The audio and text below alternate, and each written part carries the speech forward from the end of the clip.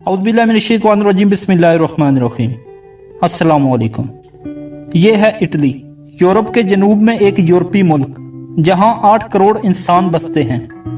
Italy اس وقت corona virus کی وجہ سے سب سے بری طرح متاثر ہونے والا ملک ہے، جہاں ہلاکتوں کی تعداد 5000 سے زیادہ ہے، جبکہ اس میں تیزی سے اضافہ ہو رہا ہے۔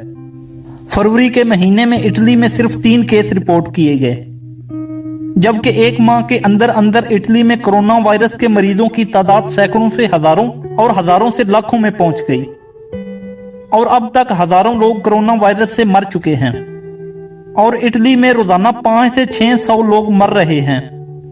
فوجی گاڑیوں کی یہ قطار کسی ملک میں فوجی انقلاب کی نوید نہیں ہے، بلکہ یہ ترقی یافتہ یورپ کا جنوبی ملک اٹلی ہے، جہاں کرونا وائرس اپنے پنجے گاڑ چکا ہے۔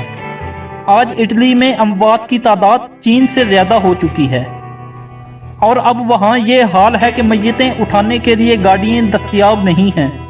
اب فوجی ٹرکوں میں میتیں بھر کر بغیر غسل، کفن اور آخری رسومات کے بغیر دفن کی جا رہی ہیں۔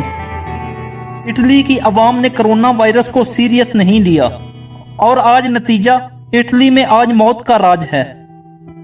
گزشتہ رات اٹلی کے وزیر اعظم نے بیان دیا کہ معاملہ ہماری دسترس سے باہر ہو چکا ہے، زمین کے سارے حل ختم ہو چکے ہیں، اب آسمان سے ہونے والی کسی مدد کے منتظر ہیں۔ اب آتے ہیں پاکستان کی طرف، جہاں پوری قوم کو یہ سب کھیل تماشا لگ رہا ہے۔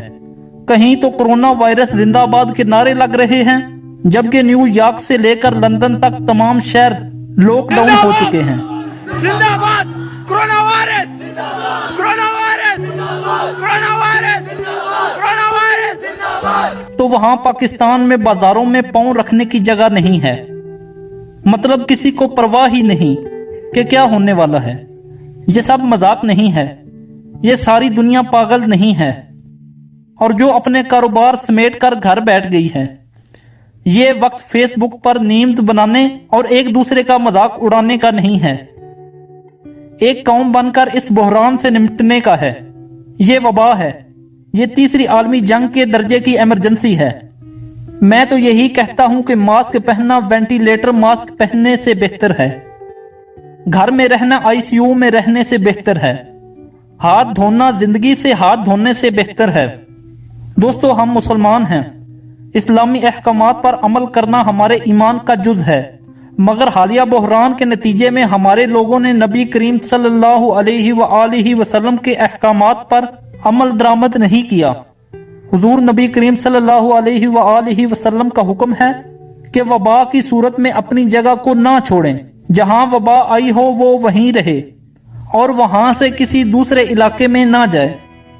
جس دن کرونا وائرس کے پاکستان میں موجودگی کی خبر آنا شروع ہوئی تو لوگ افراتفری کے عالم میں ان علاقوں کو چھوڑ کر بھاگ نکلنے لگے۔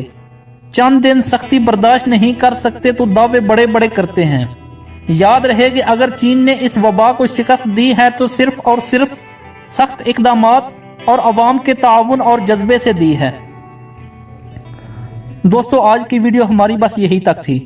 اگر آپ کو ہماری ویڈیو پسند آئی ہے تو اس ویڈیو کو لائک کریں، شیئر کریں، اور کومنٹ میں اپنی رائے کا اظہار ضرور کریں، اور ہمارا چینل عثمان علی ٹی وی ضرور سبسکرائب کر لیں۔ Thank you. اللہ